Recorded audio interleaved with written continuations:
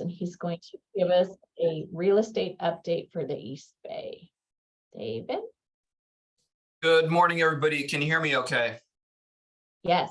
The reason I ask is that I was on an Alameda County Board of Supervisors meeting yesterday for about 11 hours, and I'm not sure if my camera or microphone still works. So just wanted to make sure that that's all working. So I can laugh about it now, apparently. Bear with me for a second while I attempt to share my screen. So what I've got for you today is a slightly different presentation than I've done in the past. Historically, what I would do is I would design a presentation that's really specifically for what I would call a general public audience. And this presentation today is almost identical to a presentation that I made to a group of realtors just a few days ago. So this is it's a slightly different perspective on what's going on in residential real estate, with a hyper local focus on Livermore. The other thing that's a little different about this presentation is that last week, the Bay East Association of Realtors hosted an exclusive event for elected officials. I know that Mayor Marchand was at the event, and our keynote speaker was the chief economist for the California Association of Realtors. And he shared some macroeconomic information that really does resonate here in the San Francisco Bay Area, and more specifically, it absolutely resonates here in Livermore.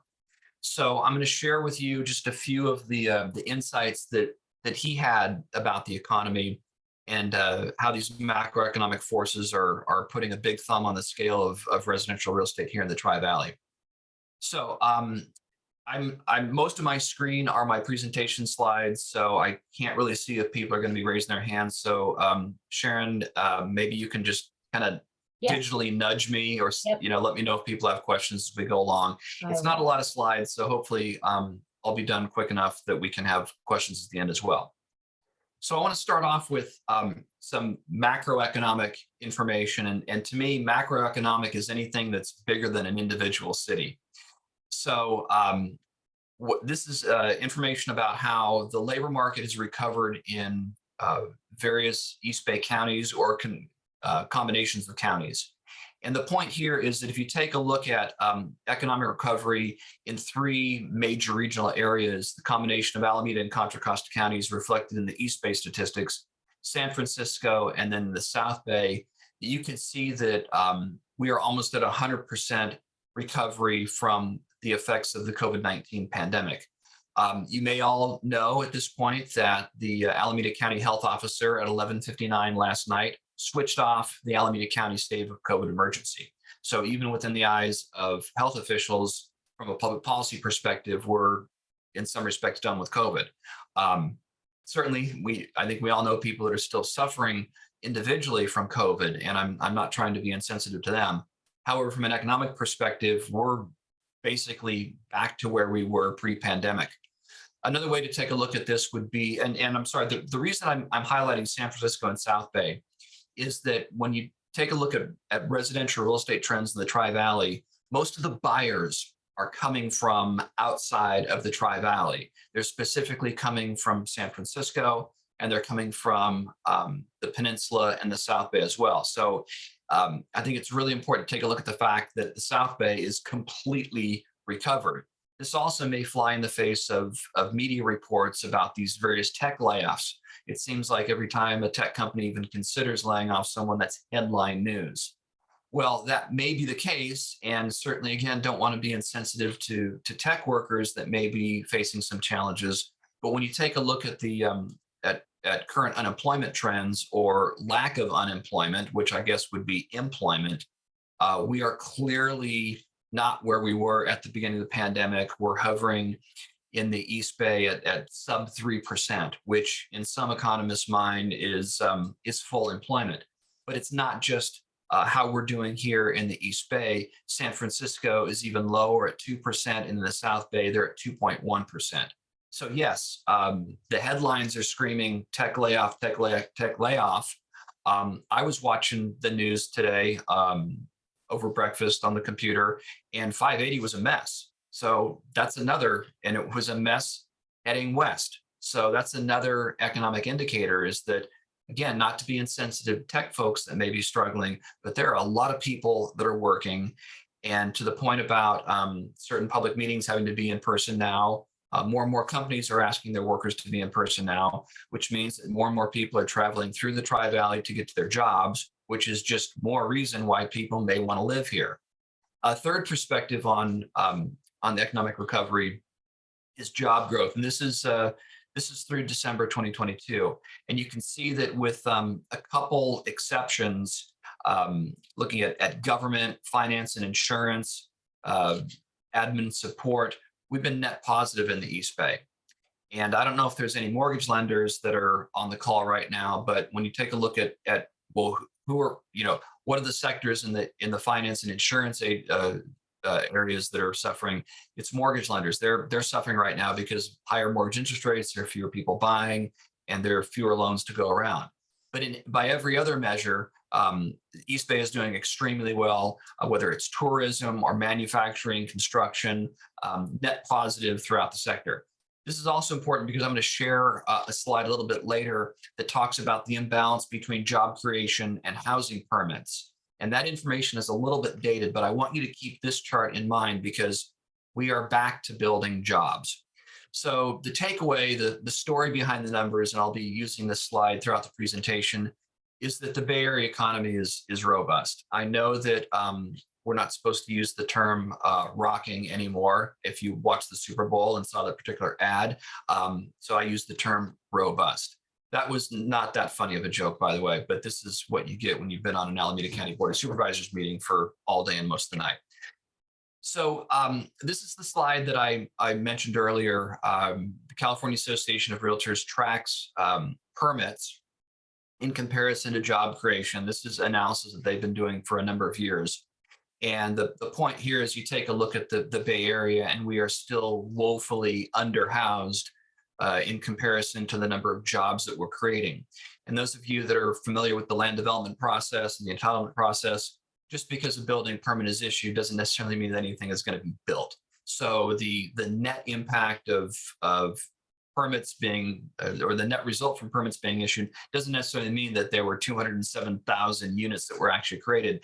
They were just entitled. Meanwhile, we have 900,000 jobs that were created during that period. Of course, during COVID, we lost some of those jobs, but as I illustrated earlier, we're back. And even with some significant job loss, we would still be way out of balance in terms of people that are working in this region versus people that can actually live in this region. So another way to look at this is that a standard debate or concern about new residential construction is, if you build it, they will come. If you build housing, people will flock into this region. Well, the reality is that the people are already here. The California Association of Realtors is tracking the number of households that may have multiple families within that household. And in Alameda County, it's 7%. And I also mentioned Santa Clara County, it's 8%. And the point here is that as a contiguous region, the people are already here. They're just doubling or tripling up. So this kind of dog whistle that says, don't build any more housing because more people are going to come to this region, more people are going to put an impact on the schools, traffic, water, whatever the standard tropes are that people roll out, is that the people are already here. They're already taking showers. They're already using the restroom. The kids are already in the schools. The cars are already in the freeways. So just something to keep in mind. And the point of this is that the demand for housing is still very, very strong. And I mentioned this to counter some of the media reports about the exodus out of the San Francisco Bay Area, the exodus out of California. As with tech sector layoffs, those are fun stories to write. They're fun stories for copy editors to write these incendiary headlines. But the bottom line is there are still a lot of people in the state of California. There are still a lot of people in the San Francisco Bay Area, and there still aren't enough places for them to live that are close to where they work. So the demand for housing still remains extremely high. And the reason I share this is particularly for a realtor crowd, is they may be wondering, after reading these headlines, is there going to be anybody left in California or the Bay Area to purchase homes? And the answer is absolutely yes. Which brings us to this issue about, well, what about homes for sale in Livermore? So in this chart, we're going to go back to pre-pandemic to 2018, 2019 to share just how unique the last few years have been. During 2020, we saw a significant reduction in the number of homes that were set for sale due primarily to the pandemic. People were hunkering down, they weren't moving. And if they're not moving, that means they aren't selling their homes. And while we did see some increase in inventory during 2021, it was still well below the last 2 years. 2022 was a different story. We saw a significant increase in the number of homes that were listed for sale on a monthly basis. And it wasn't necessarily because there was massive new construction of single family detached homes in Livermore. There wasn't massive new construction of single family detached homes in Livermore during 2022. And even with this increase, you can see that our trend line, which is that dotted line, I'm not sure if it's shown up on all your screens, the trend has been for fewer and fewer choices going back to 2018. So we're still in a highly restrictive environment. There's still very few choices for home buyers in Livermore. And I want to point out one thing about 2022, if you're wondering, well, what exactly happened? So you see the increase in inventory corresponding with coming out of the holiday season. You get past the Super Bowl, and that's when a lot of people decide it's time to move. They put their homes on the market. And then a massive increase from March all the way through June, September. One of the reasons that we saw that massive increase starting in March is that the number of days that a home was on the market also increased significantly. So if you look at 2020, 2021, we were at 10 days on market on average, 15 days on market. A home would hit the multiple listing service and be sold almost instantly. As the market started to slow down during the spring and summer of last year, we started to see homes stack up, and they were sitting on the multiple listing service longer and longer and longer. So that's what's driving this increase in inventory, is that homes just weren't selling as fast. If the bread delivery driver was constantly putting loaves of bread on the shelf at the supermarket or at the bakery, and people weren't coming in the store to buy them, or the bread was just sitting there week after week, then you'd see, okay, there's more choices. So that's what was really driving this increase in inventory, is that people it was taking longer for homes to sell. The other reason that we saw this increase in inventory, or the longer trend in fewer choices, that there are more sellers that are staying put. The increase in interest rates, and I think we're going to talk about that in a second. This is really important. Hopefully I didn't miss that slide. No, I didn't miss the slide. This is really important because if you take a look at the number of mortgages that are out there, more than 60% of current homeowners have a mortgage with a payment between 3 and 4%, which is historically low. So if you're, wondering like, well, why aren't more people selling their homes? Why are homes sitting on the market longer? Is that this is it's really difficult to justify. Let's move into something else, and then we're going to double our mortgage interest rates. The economics of that really doesn't make sense for a lot of buyers, or actually for a lot of current homeowners. So they're choosing just to stay put. And this is when you take a look at this percentage, take a mental snapshot of that when we get to the interest rate trends, so you can see just how many potential home sellers this is impacting. So the takeaway here is, even though the homes are sitting on the market longer and buyers have more time to shop, they've got fewer choices. Our housing opportunities still are trending down. You take 20 and 21 out of the equation because there was a really exceptional years. The trend is still clear. People are staying put. There's still very few choices. Those opportunities are limited, particularly if you're looking for a single family detached home.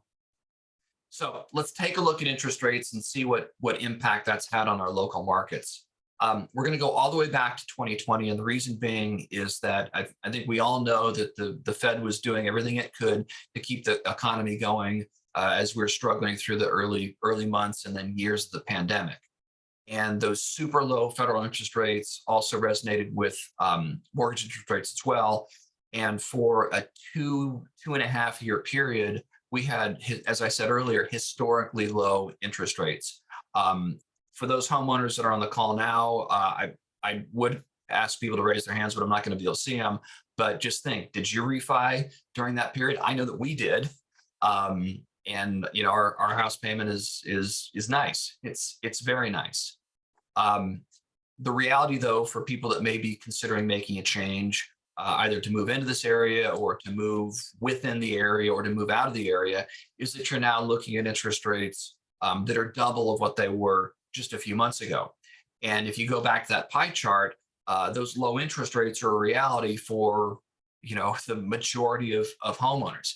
And I know that there are probably some folks on the call that are thinking back to the 1980s when your interest rate was 18%.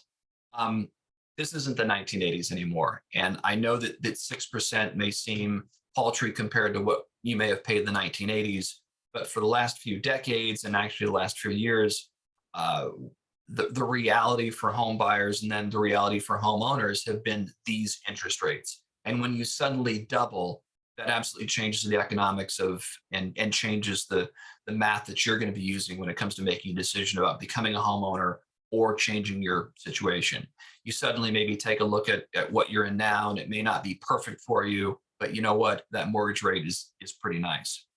So for home buyers, doubling interest rates within about a 6-month period absolutely resonated in terms of sales prices. We go back to the same period, January of 2020, and the median sales price in Livermore pre-pandemic was in the $800,000 range. We get into the pandemic, and as the desirability of living in the Tri-Valley and the desirability of living in Livermore becomes supercharged, you can see what happens with sales prices. And over a period of about 2 years, our sales prices not only reached the $1 million range in late 20, but they peak at 1.4. That's the median sales price for a single family detached home in Livermore in the spring of 2022. About the same time, the Fed was changing its policies. We see interest rates make their steady increase, and that absolutely took a bite out of the buying power of home buyers in Livermore. And we can see for the first time in years, sustained month after month price reductions. As of January, which is the latest information that I have, our median in Livermore is 1.06. Other factor that was happening was the stock market and changes in the stock market, which impacted the ability, particularly for tech workers, to leverage their stock options to make these very aggressive down payments, which were also causing interest or sales prices to rise as well. So during that 6-month period, it was a 1-2 punch, increasing interest rates and problems with the stock market that really pulled the buying power out of a lot of people that may have been considering Livermore. And that's the big factor that led to prices coming down. Those of you on the call, a lot of Civic boosters here, did something radically different change in Livermore during the last 6 months? No. So it's not that home ownership in Livermore was no longer desirable. It was just the ability for buyers to really push these sales prices up. That was the variable. So civic leaders, y'all are, business leaders, y'all are doing a great job. It's buying power that was the real factor here.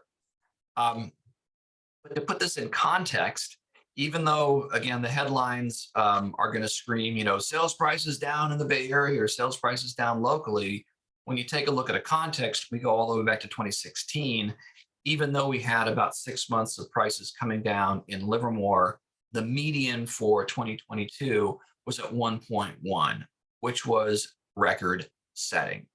So I mention this because homes are not like other commodities where you buy them and then 6 months later you say, hey, based on what's going on with the market, I'm gonna sell it. Typical hold time for a home in California is now 10, 12, 15 years. So to put this in context, the market in Livermore did not collapse because you saw 6 months of prices come down. The market changed a little bit, and as far as the desirability of Livermore, it continues to be very desirable. People absolutely want to purchase in Livermore. They're just not setting the world on fire as much as, they're not, pushing prices up as much as they may have been even a year ago, but prices are still extremely high. So the takeaway here is that, even though, again, the media may be saying, there's major collapses in real estate markets, that's not actually the case because 2022 was still record setting. Last thing I want to share with you is, to me, the ultimate litmus test as to what's going on in a specific real estate market, and that's sales. And it took me getting out of 2021 to really realize what an exceptional year it was. And it really illustrates the impact of COVID-19 on residential real estate. So 16, 17, 18, 19, what was remarkable is just how consistent real estate sales activity was in Livermore. In particular, when you consider what was going on with sales prices, people absolutely wanted to buy in Livermore, and that's exactly what they did. We get to 2020, and our real estate activity was shut down for several weeks while the county was determining whether real estate was an essential service. Thanks to some highly effective advocacy, pat myself on the back, we got Sharon. I could not resist. I'm sorry. Real estate was determined a essential service, and people got back to work. And we actually sold more homes during 20 than we did in the previous year. Go figure. Why? Because Livermore has homes where you can work, you can send your kids to school down the hall, you can go on vacation in the backyard because we've got larger lots and homes with more bedrooms. It's the story for really all of the 580 and 680 corridor. It's a great place to live during a pandemic, and that's exactly what happened. So what happened in 2021 where we saw this massive increase in sales activity? Few things. We had those historically low interest rates, plus we had many potential buyers who were sitting at home for a year plus, not spending money on anything except maybe DoorDash and the occasional, Amazon spree. They weren't going on vacation. They weren't buying cars. They weren't driving their cars. Stock market was doing well. They had a lot of cash on hand. And what did they do with that money? They bought houses. They bought houses at a historically high rate.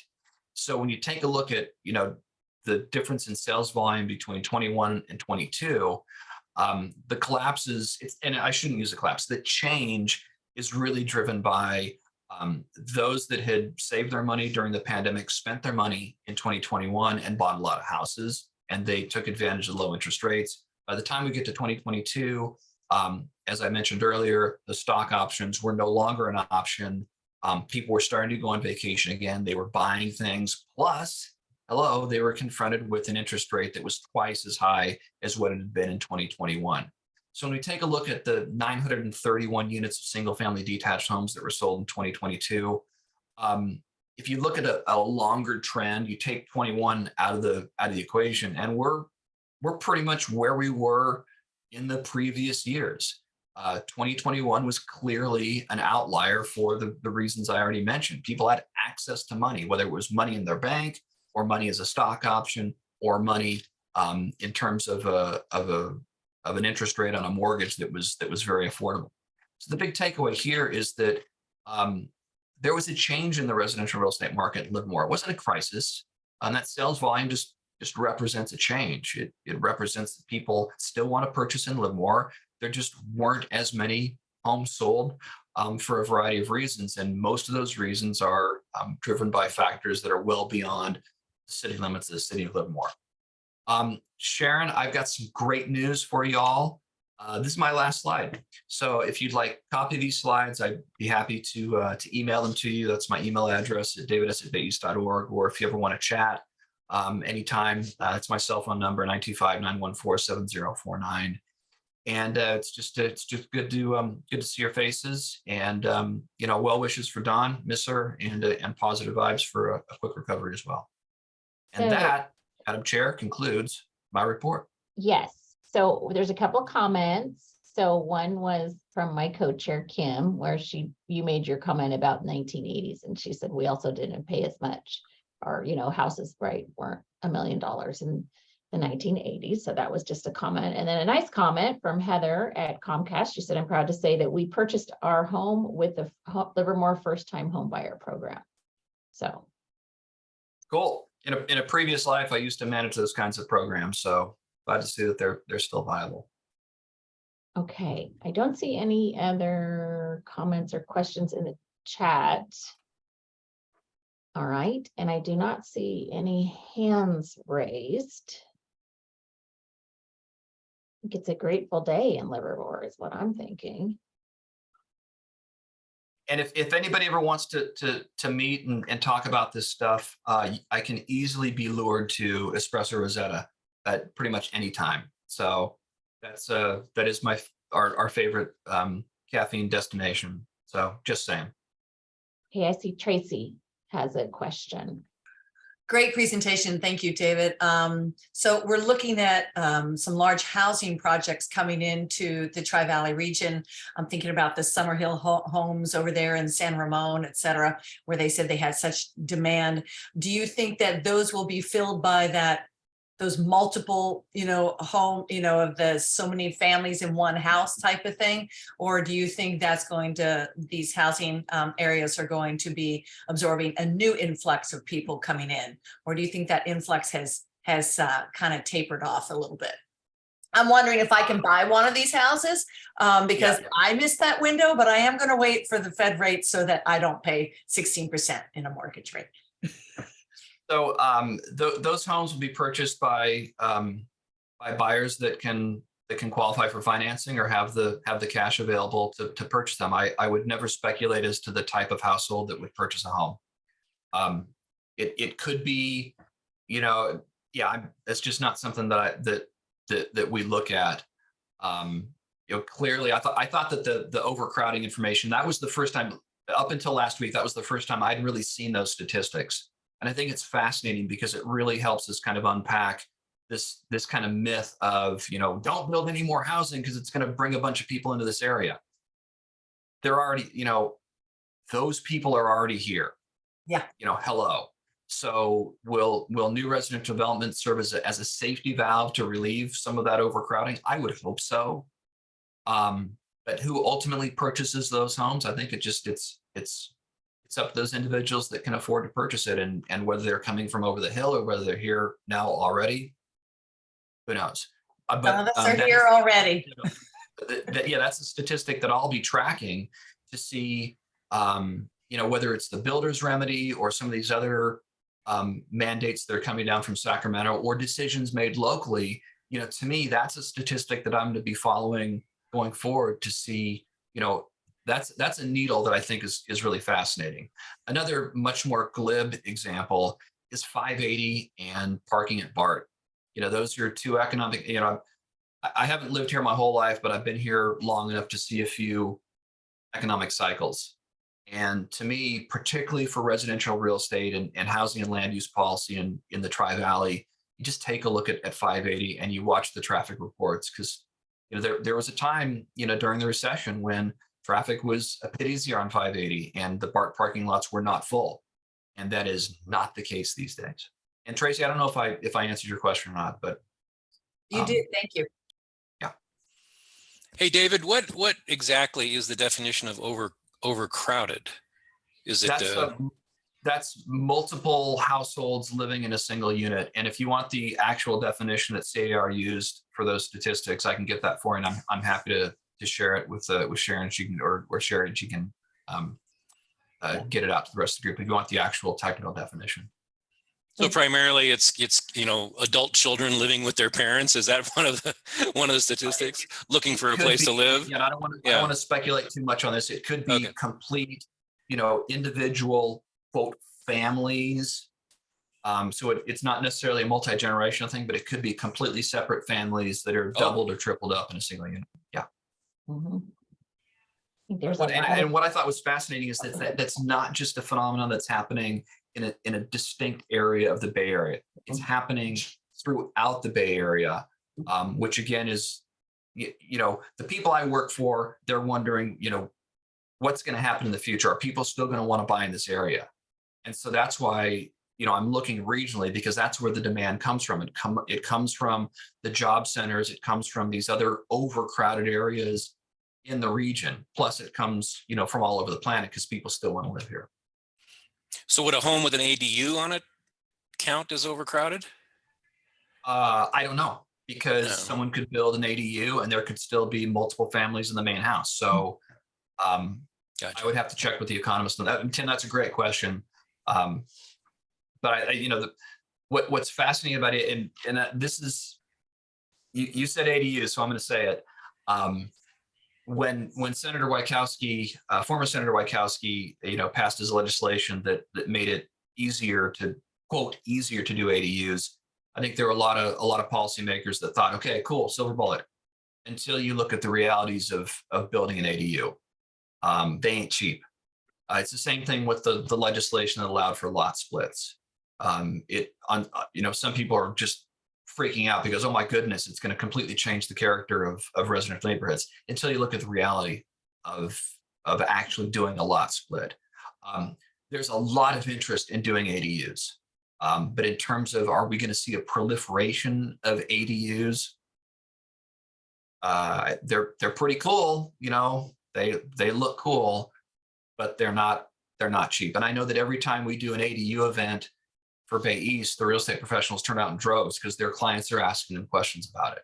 So I think it's one answer. It is not the answer.